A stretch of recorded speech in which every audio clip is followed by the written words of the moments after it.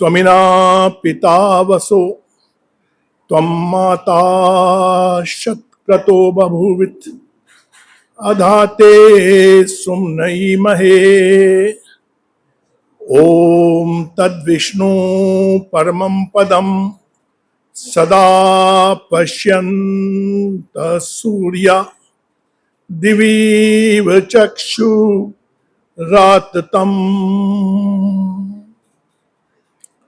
हर जगह मौजूद है वो पर नजर आता नहीं। योग साधन के बिना उसको कोई पाता नहीं। आदरणीय मातृशक्ति प्रिय बंधुओं, सर्वप्रथम तो आज बड़ी बड़ी प्रसन्नता हो रही है कि हमारे राजीव जी और संजय जी ने आर्य समाज में आना आरंभ कर दिया। निश्चित रूप से बहुत ही अच्छा लगता है जब जिनके पूर्वज जिन्होंने आर्य समाज को स्थापना करने में महत्वपूर्ण योगदान दिया हो, उनकी जब अगली पीढ़ी आती है तो निश्चित रूप से एक आत्मसंतुष्टि भी प्राप्त होती है हमें कि चलिए हमारे पुरुष जो हम प्रयास कर रहे हैं वह कुछ सफल तो हो रहे हैं। तो उनका सर्वप्रथम तो उनका आभार दोनों का कि दोनों यहां पहुंचे। थोड़ा विषय की चर्चा करें। यदि आप किसी बहुत ही सुंदर रात्रि को किसी पर्वतीय स्थान पर खुले आकाश में लेटे हों और आकाश की ओर ध्यान करें, धवल चांदनी को देखें, इस विस्तृत आकाश को देखें, उसमें फैले हुए तारों को देखें, तो मन में स्वाभाविक रूप से एक उत्सुकता जागती है कि कैसी व्यवस्था है, कैसे टिमटिमा रहे हैं तारे, किस प्रकार ये चंद्रमा अपनी शीतल चांदनी से हम सबको उपटत कर रहा है। हम मन में अपने अंदर से एक आत्मिक आह्लाद अनुभव होता है। इसी प्रकार से जब आप प्रातः काल की वेला में उगते हुए सूर्य से पूर्व उषा की लालिमा को देखते हैं, उस लालिमा को देखकर उसके पश्चात जब सूर्योदय का दृश्य देखते हैं तो भी आपके मन में एक आनंद की अनुभूति होती है कि कैसी व्यवस्था है। परमात्मा किस प्रकार से प्रतिदिन इसी प्रकार से सूर्य को उदय करता है।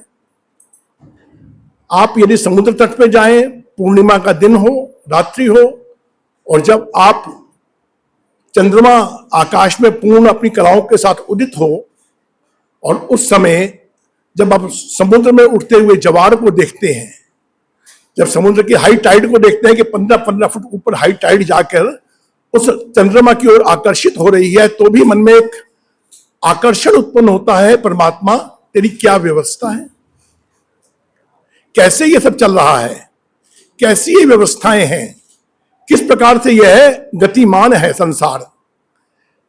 तो उस समय हम थोड़ा आश्चर्य में पड़ते हैं। और योगेश्वर भगवान कृष्ण गीता के दूसरे अध्याय के 29 श्लोक में कहते हैं, आश्चर्यवद पश्यति किश्चिदेन आश्चर्यमेव वक्ता त्वमेव तत्। क्या कि जो देखता है इसको वह भी आश्चर्य में पड़ जाता है, जो बोलता है वह भी कहता है, नेति नेति कहता है कि परमात्मा तेरी कैसी व्यवस्थाएं हैं, किस प्रकार का तेरा नियम है, परमात्मा की क्या व्यवस्थाएं हैं। निश्चित रूप से इन सबको देखकर हम सब आश्चर्यचकित होते हैं। परंतु इस विषय में एक दूसरा मत भी है। जब हम भौतिकवादी जिनका दृष्टिकोण है, वैज्ञानिक लोग जो केवल भौतिकता में विश्वास करते हैं, जो ईश्वर की सत्ता में विश्वास नहीं करते, ऐसे अनेकानेक लोग जो कहते हैं कि जो हमें दिखाई देता है हम तो खाली उसमें विश्वास करते हैं, जो दिखाई नहीं दे रहा उस पर हम विश्वास नहीं करते। अनेक नास्तिक मत हैं जो कहते हैं कि परमात्मा की कोई सत्ता ही नहीं है। वह लोग क्या कहते हैं, वह लोग कहते हैं कि ये सब क्या है, इट्स ऑल इज एक्सीडेंटल, ये सब अकस्मात हो रहा है, इसमें कोई व्यवस्था नहीं है, अचानक हो गया है। परंतु विचारणीय एक बात होती है जब वो कहते हैं ये सब अकस्मात है। देखिए, जब भी कोई एक्सीडेंट होता है, कोई चीज भी एक्सीडेंटल होती है तो उसका एक पैटर्न फिक्स नहीं होता। आज अगर कोई एक्सीडेंट हुआ है तो अलग ढंग से होगा, अगले महीने 1 महीने बाद एक्सीडेंट हुआ है तो कोई अलग ढंग से होगा। उसका पैटर्न, वो एक विधि व्यवस्था में कभी भी एक्सीडेंट नहीं होती। एक्सीडेंटल जो भी चीजें होती है, अकस्मात जो भी चीज होती है, उन सब में कोई भी व्यवस्था नहीं होती, सब चीज अलग अलग होती है। कहीं स्कूटर का एक्सीडेंट हो रहा है और कहीं विमान का एक्सीडेंट हो रहा है, दोनों का पैटर्न एक तो नहीं है, अलग अलग ढंग से अलग अलग व्यवस्थाएं हैं। परंतु ये समस्त संसार क्या चल रहा है, एक निश्चित व्यवस्था में चल रहा है। आप देखते हैं कि आम के पेड़ से आम ही उत्पन्न होता है, बबूल के पेड़ से बबूल ही उत्पन्न होता है, जल की धारा हमेशा नीचे की ओर ही जाती है, अग्नि हमेशा ऊपर की ओर उठती है। तो क्या है, ये सारी व्यवस्थाएं हैं। सूर्य हमेशा पूर्व से उदित होता है और सूर्य से जिसका प्रकाश प्राप्त करके चंद्रमा प्रकाशित होता है, सूर्य का प्रकाश गर्म होता है और चंद्रमा की चांदनी शीतल होती है। कैसी व्यवस्था है। तो क्या ये सब एक्सीडेंटल हो सकता है? क्या यह संभव है कि सब चीजें एक्सीडेंटल हो? ये तो हमें स्वीकार करना पड़ेगा कि कोई भी कार्य जो होता है उसके पीछे कोई ना कोई कारण होता है। बिना कारण के कोई कार्य नहीं होता, बिना नियामक के, बिना प्लानर के कोई भी प्लानिंग बनती नहीं है। कोई भी व्यवस्था, कोई भी नियामक के बिना नहीं बनती। कोई ना कोई बनाने वाला, कोई भी वस्तु बिना बनाए नहीं बनती, कोई भी व्यवस्था बिना चलाए नहीं चलती। एक छोटा सा आर्य समाज भी चलाना पड़ता है तो उसकी भी व्यवस्था बनानी पड़ती है, एक अपने परिवार को चलाना पड़ता है तो उसकी भी व्यवस्थाएं बनानी पड़ती हैं। तो इतनी बड़ी सृष्टि जो चल रही है वह बिना किसी व्यवस्था के चल जाए, ये असंभव बात है।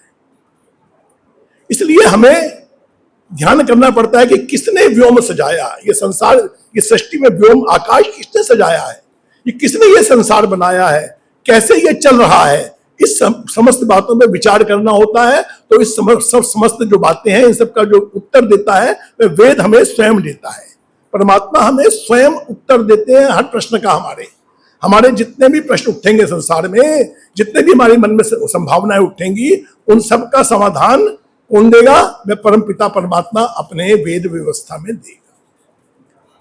अब देखिएगा, जैसे हमने सोचा कि ये संसार कैसे चल रहा है, ये आकाश कैसे चल रहा है। आप आकाश में देखते हैं तो आकाश को देख के भी एक अद्भुत अनुभूति होती है।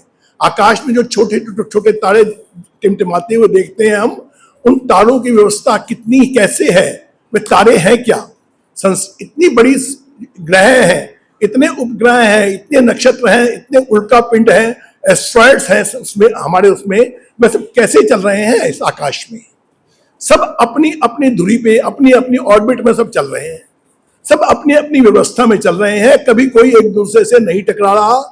और ऐसे ऐसे हम तो एक सूर्य देखते हैं, इस ब्रह्मांड में हम तो सीमित हैं, सीमित देख पाते हैं, परंतु अनंत आकाश में अनेक तो मिल्की वेज हैं, आकाश गंगाएं अनेक हैं, इतने सूर्य हैं। हम एक सूर्य का दर्शन कर रहे हैं, परंतु इस कहते हैं इस जो आकाश है इसमें अरबों सूर्य है, इतना बड़ा आकाश है, ब्रह्मांड है, जिसकी हम कल्पना भी नहीं कर सकते। जो जितना जितना वैज्ञानिक आगे बढ़ते जाते हैं उतना उतना और जानकारी मिल पाती है, परंतु उस जानकारी को प्राप्त करने के पश्चात भी ये नहीं कह सकते कि हम पूर्ण हो गए, हमने सब कुछ जान लिया। यह सब जानने की स्थिति हम लोगों की नहीं है, क्योंकि परमात्मा अनंत है, उसकी सत्ता अनंत है। उस परमात्मा की सत्ता जितनी बड़ी है, उस परमात्मा की सत्ता पर हम दृष्टिपात करेंगे तो हम पाएंगे कि हम तो उसके कहीं तक पहुंच नहीं पाते। कहा जाता है कि बहुत सारे ग्रह और सूर्य तो ऐसे हैं जिनका प्रकाश आज तक इस धरती पर नहीं पहुंचा है। अनेक ऐसे, हालांकि आप कहते हैं प्रकाश की गति सबसे तेज है, 1,86,000 किलो मील है प्रति मिनट है, परंतु क्या स्थिति है, क्या हम उस प्रकाश को जान पाते हैं? क्यों कि प्रकाश, कई ग्रहों के प्रकाश, सूर्यों के प्रकाश के यहां आने में भी वर्षों लग जाते हैं, यहां तक नहीं पहुंच पाते। इतना विस्तृत आकाश, इतना विस्तृत ब्रह्मांड है, हम इसके बारे में नहीं जान पाते। तो परमात्मा को क्या, तो हम कैसे जाने? तो हमें वेद बताता है इस बारे में कि क्या है, परमात्मा की सत्ता जो वेद का मंत्र है, जो हम रोज प्रतिदिन हम ईश्वर स्तुति प्रार्थना मंत्रों में बोलते हैं, यजुर्वेद के 32वें अध्याय का 6वां मंत्र, ये नद्यौ रुद्रा पृथ्वी चद्रिड़ा, ये न स्वास्थ्यभितम, ये न नाका, यो अंतरिक्षे रजसो विमाना, कस्मै देवाय हविषा विधेम। थोड़ा इस मंत्र में विचार करके जानेंगे कि कैसा है ये आकाश लोक, कैसा है संसार। तो क्या कहा उसने, ये नद्यौ रुद्रा पृथ्वी चद्रिड़ा, पृथ्वी। क्या दो चीजें आई इसमें, ये जिसने दृढ़ किया है, स्थिर किया है किसको, उस द्युलोक को, तीक्ष्ण स्वभाव वाले द्युलोक को। तीक्ष्ण का अर्थ है जिसमें तेजस्विता है, जिसमें तेज है, उसको किसने धारण किया है, जिसने धारण किया है, जिसने दृढ़ किया है, और जिसने इस पृथ्वी को दृढ़ किया है। देखिए दो चीज हैं, ये पृथ्वी है, अंतरिक्ष लोक है, और उसमें आगे द्युलोक है। अंतरिक्ष कहते हैं खाली जो स्थान, जितना भी अंतरिक्ष लोक है वे हम देख रहे हैं, वे क्या है, इन दोनों के बीच के स्थान को कहते हैं रोदसी। ये कैसा है, इस दोनों के अंदर दोनों स्थिर हैं। यद्यपि पृथ्वी घूम रही है अपनी कक्षा में, यद्यपि सूर्य अपनी कक्षा में घूम रहा है, चंद्रमा अपनी कक्षा में घूम रहा है, परंतु समस्त क्या है, एक निश्चित स्थिति में, निश्चित विधान में घूम रहे हैं, और इनमें कभी कोई परिवर्तन नहीं आता। इसलिए कहा गया परमात्मा ने इन सबको दृढ़ कर दिया है। परमात्मा ने इन सबको दृढ़ कर दिया है, चाहे सूर्य लोक है, चाहे चंद्रलोक है, चाहे नक्षत्र है, चाहे यह पृथ्वी है। इन सबको परमात्मा की व्यवस्था में, अपनी अपनी व्यवस्था में सब लोग निश्चित गति कर रहे हैं। और देखिएगा इस धरती पे कितना भार है। आप धरती के वजन का कल्पना कर सकते हैं, धरती का वजन कितना हो सकता है, धरती का वेट कितना हो सकता है। और जो सूर्य है वो इससे 13.5 लाख गुना बड़ा है। आप उसकी कल्पना कीजिएगा कि वो कितना बड़ा होगा, उसका कितना वेट होगा। पृथ्वी से सूर्य की दूरी देखिएगा और चंद्रमा की दूरी देखिएगा, कैसे व्यवस्था कर रखी है। 2,21,000 मील दूर हमारा चंद्रमा है, करोड़ों मील दूर हमारा सूर्य है। और परमात्मा की व्यवस्था कैसी है कि सूर्य हमें प्रकाश और ताप दे रहा है, चंद्रमा शीतलता दे रहा है। जितने भी हमारी वनस्पतियां पकती हैं, जितनी भी वनस्पतियां हैं, उन सबको परिपक्व कौन करता है, उन सबको पकाता कौन है, यह सूर्य पकाता है। सूर्य के प्रकाश से वो पकती हैं। और उन सब के अंदर मिठास किससे आती है, उन सब के अंदर जो आप रस किससे आता है, वो चंद्रमा से आता है। ये कैसी व्यवस्था है, ये परमात्मा की व्यवस्था है। उस परमात्मा की व्यवस्था को हम देखते हैं तो हम आश्चर्यचकित हो जाते हैं। उस परमात्मा की व्यवस्था को आप देखिएगा कि परमात्मा ने अपनी व्यवस्था में सूर्य की दूरी कैसे निश्चित की। यदि यह सूर्य इस धरती से 1000 किलोमीटर और आगे होता, दूर होता, तो क्या उतना ताप यहां पहुंच पाता जितनी यहां आवश्यकता है। और यदि 1000 किलोमीटर आगे आ जाता तो आप देखिएगा कि यहां का तापमान कितना बढ़ जाता, क्या स्थिति बनती। तो परमात्मा की व्यवस्थाएं जो है, हर चीज निश्चित है परमात्मा की व्यवस्था में, और यह बिना व्यवस्था के हो नहीं सकता। आप कहें कि बिना व्यवस्था के चल रहा है संसार, तो यह संभव ही नहीं है, क्योंकि बिना व्यवस्था के कोई चीज चल नहीं सकती एक निश्चित गति में। ना जाने कब से सृष्टि बनी है, और उसके बाद आप सुनते हैं कि सृष्टि बने हुए 1,96,08,00,000 वर्ष हो चुके हैं, तो 31 लाख वर्ष हो चुके हैं। तो इस सृष्टि को बने हुए इतना समय हो चुका है, और यह सृष्टि पहली सृष्टि नहीं है। प्रलय हुआ, प्रलय से पहले भी सृष्टि थी। और हमारा वेद मतलब जैसे बताते हैं वेद हमें कि जैसे यथा पूर्व कल्पयत, जैसे पिछले कल्प में सूर्य और चंद्र बनाए गए थे, उसी प्रकार से इस कल्प में बनाए गए हैं। सूर्य चंद्र मसौ धाता यथा पूर्व कल्पयत, दिवंच पृथ्वी च अंतरिक्ष मथु। परमात्मा ने क्या किया है, जिस प्रकार से पहले सूर्य और चंद्रमा बनाए गए थे, उसी प्रकार से उसी व्यवस्था में अब इस सृष्टि में बने हैं, और प्रत्येक सृष्टि में इसी प्रकार बनते हैं। तो क्या है परमात्मा की व्यवस्थाएं जो है, तो परमात्मा की व्यवस्थाएं निश्चित है, एक नियम में है, उसमें कोई परिवर्तन कभी नहीं होता। क्योंकि परमात्मा का ज्ञान जो कैसा है, परमात्मा का ज्ञान पूर्ण ज्ञान है, परमात्मा में कोई कमी नहीं है। परमात्मा अपने आप में पूर्ण है, और परमात्मा का ज्ञान भी पूर्ण है। इसलिए परमात्मा जो भी चीज बनाता है वह पूर्ण ही बनाता है। परमात्मा की बनाई वस्तु सृष्टि में कहीं भी कोई अपूर्णता, कोई भी कमी नहीं है। हम लोग अपनी दृष्टि से देखते हैं, हमारी दृष्टि सीमित है, हम कई बार सोचते हैं ये ऐसा नहीं ऐसा होता, ऐसा नहीं ऐसा होता, परंतु वह परमात्मा जानता है कि इससे श्रेष्ठ कुछ बन सकता नहीं। परमात्मा ने हमें मनुष्य को 2 आंख 2 कान जो नाक दिए, जिस प्रकार से उसने बनाए उसमें कभी भी आपको परिवर्तन की आवश्यकता नहीं होगी। क्यों? परमात्मा की व्यवस्था है। आपको परमात्मा ने ये हाथ बनाया, परमात्मा ने हाथ बनाया, 5 उंगलियां बनाई, आप कह सकते थे ये 5 उंगलियां बराबर होती तो कितना अच्छा होता, परंतु आप सोचिए ये 5 उंगलियां बराबर होती तो आप कोई वस्तु भी उठा नहीं पाते, पृथ्वी से कुछ भी उठाना पड़ता तो आप उठा नहीं पाते, वो जो आपकी जो बनती है ग्रिप, वो ग्रिप कभी नहीं बन पाती। ये परमात्मा की व्यवस्था है।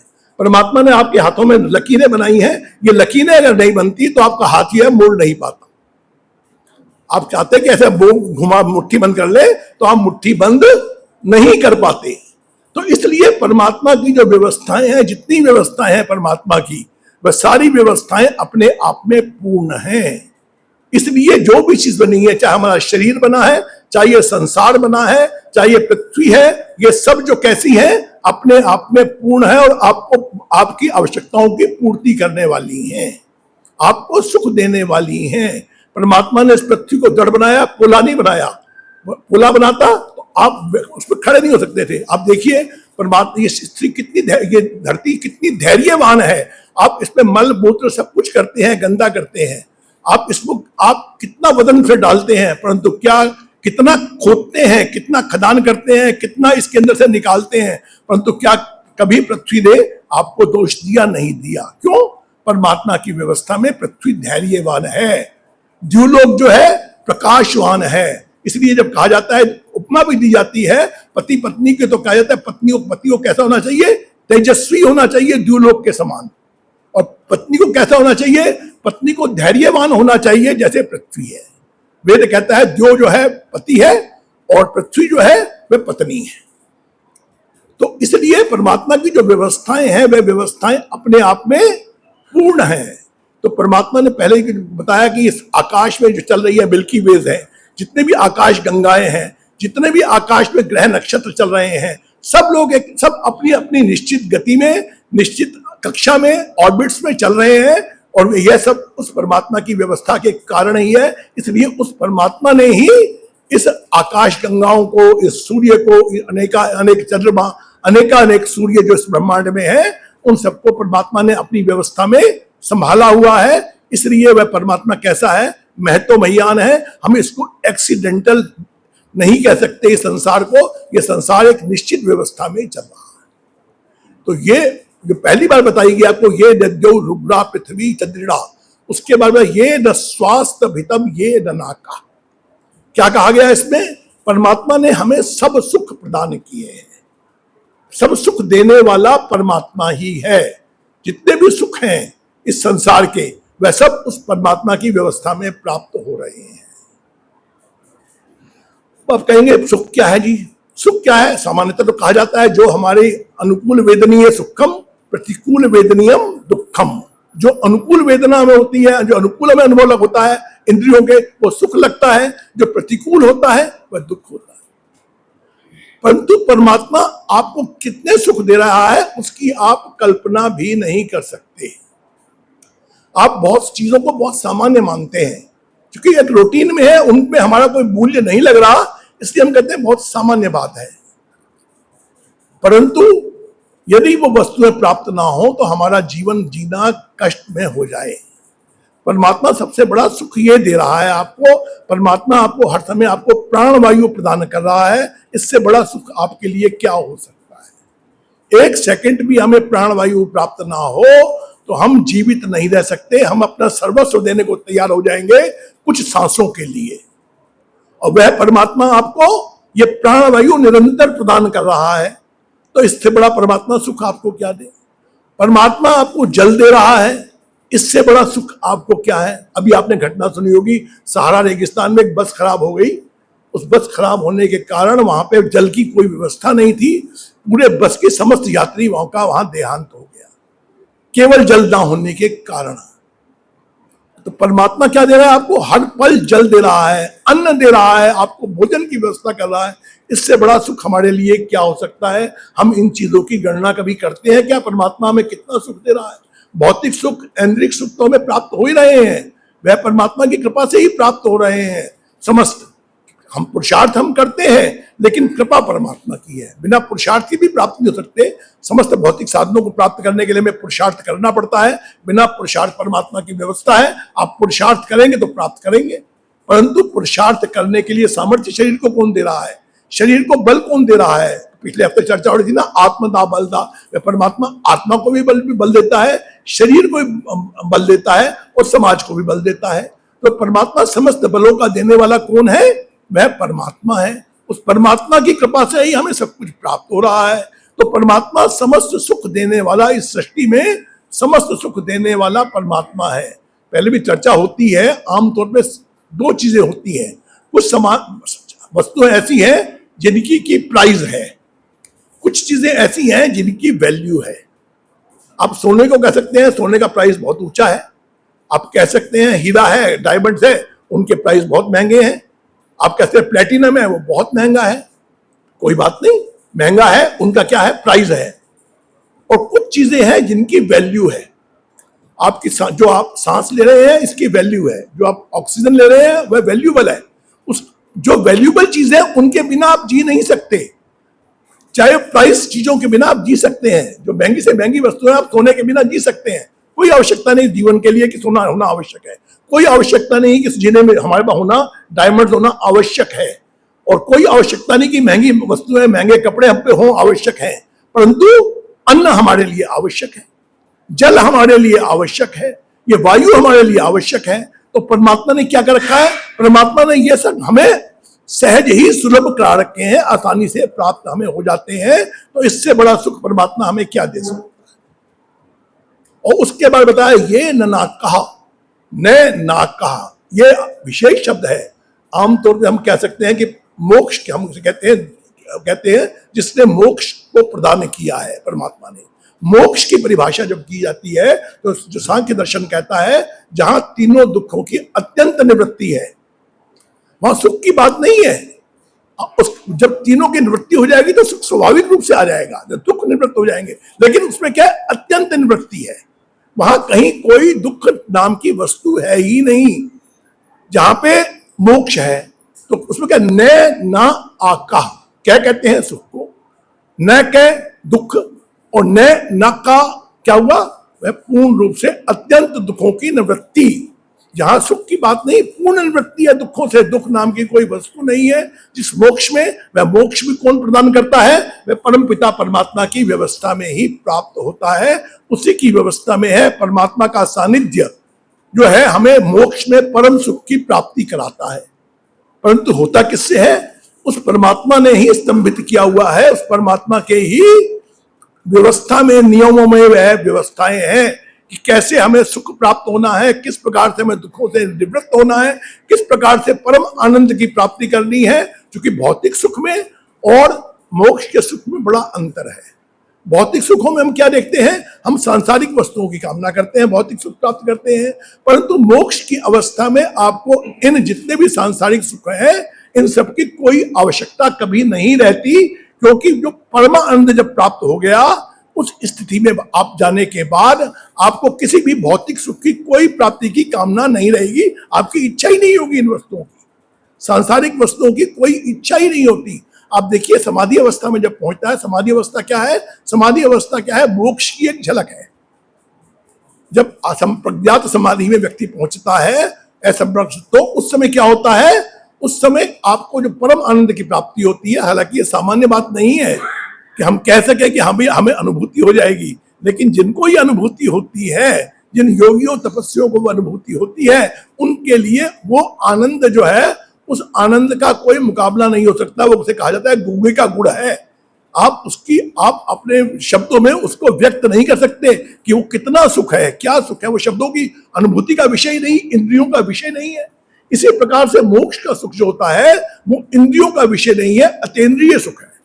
उस सुख में इंद्रियों का कोई संबंध नहीं है, वह तो आत्मिक सुख है, आत्मिक आनंद है। उस आनंद की प्राप्ति कौन कराता है? वह परम पिता परमात्मा कराता है, वह परम पिता परमात्मा की व्यवस्था में है। तो कहा गया ये न स्वास्थ्य पितम ये न नाका यो अंतरिक्षे रजसो विमाना।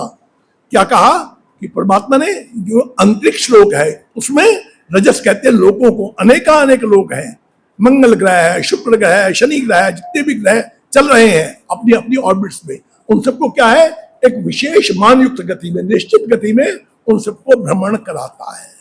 वह परमात्मा समस्त जितने भी ये लोकांतर हैं वो सबको अपनी अपनी कक्षा में निश्चित गति से भ्रमण कराता है। कभी भी वहां पे कोई एक्सीडेंट का कोई चांस नहीं हो, सब कुछ परमात्मा की व्यवस्था में चल रहा है। सूर्य अपनी कक्षा में घूम रहा है, चंद्रमा अपनी कक्षा में घूम रहा है। इस जितने अनेक लोकांतर हैं जिनको हम जानते भी नहीं, जिनके बारे में हमें जानकारी भी नहीं, वह भी अपनी अपनी कक्षा में घूम रहे हैं।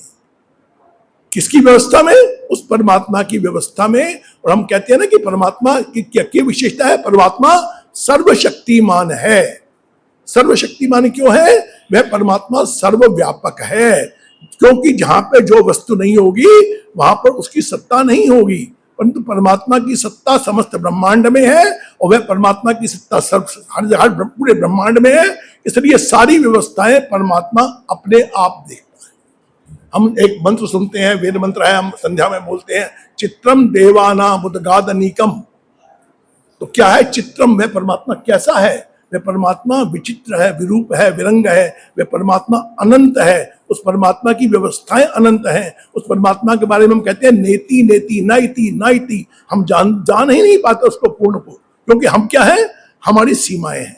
हम ससीम है, परमात्मा असीम है। ससीम कोई भी वस्तु असीम वस्तु को नहीं जान सकती, क्योंकि हमारी उतनी बुद्धि नहीं, हमारा उतना विवेक नहीं, हमारा उतना चिंतन नहीं कि हम पूर्ण परमात्मा को जान सकें। हम क्या कर सकते हैं? हम उसको अनुभूत कर सकते हैं, हम उसको महसूस कर सकते हैं कि वह परमात्मा कितना महान है। चिंतन करेंगे परमात्मा के गुणों का, जितना जितना हम परमात्मा के गुणों का चिंतन करेंगे, परमात्मा की महानता का चिंतन करेंगे, तो हमें जानकारी मिलेगी कि वह परमात्मा कितना महान है, कितना बड़ा है।